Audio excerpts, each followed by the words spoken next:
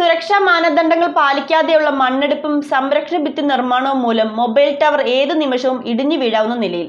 മൂവാറ്റുപുഴ നഗരത്തിലെ SNDP അമ്പലംകുന്നിലാണ് മണ്ണിടിച്ചിൽ മൂലം മൊബൈൽ ടവർ ഇടിഞ്ഞു വീഴാവുന്ന അവസ്ഥയിലുള്ളത്.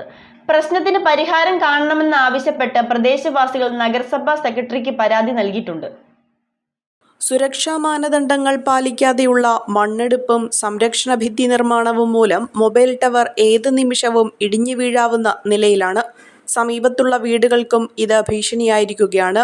SNDP അമ്പലംകുന്നിലാണ് മണ്ണിടിച്ചിൽ മൂലം മൊബൈൽ ടവർ ഇടിഞ്ഞു വീഴാവുന്ന അവസ്ഥയിൽ ഭീഷണി സൃഷ്ടിക്കുന്നത്.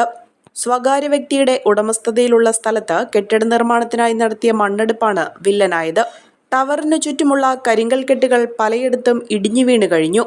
മഴ പെയ്താൽ മണ്ണ് കുത്തിയൊലിച്ച് ടവർ താഴെയുള്ള വീടുകളിലേക്ക് പതിക്കുമെന്ന ഭീതിയിലാണ് ഇവിടെ താമസിക്കുന്ന കുടുംബാംഗങ്ങൾ. അശാസ്ത്രീയമായ നിർമ്മാണ പ്രവർത്തനങ്ങൾ മൂലം ജീവനും സ്വത്തിനും ഭീഷണിയുണ്ടെന്ന് കാണിച്ച് കുശല സോമൻ നഗരസഭാ സെക്രട്ടറിക്ക് പരാതി നൽകി. അടിയന്തരമായി സ്ഥലം സന്ദർശിച്ച് അപകടകരമായ നിർമ്മാണ പ്രവർത്തനങ്ങൾ നിർത്തിവെപ്പിക്കണമെന്നും കുറ്റക്കാർക്കെതിരെ നിയമ നടപടി സ്വീകരിക്കണമെന്നുമാണ് ഇവരുടെ ആവശ്യം.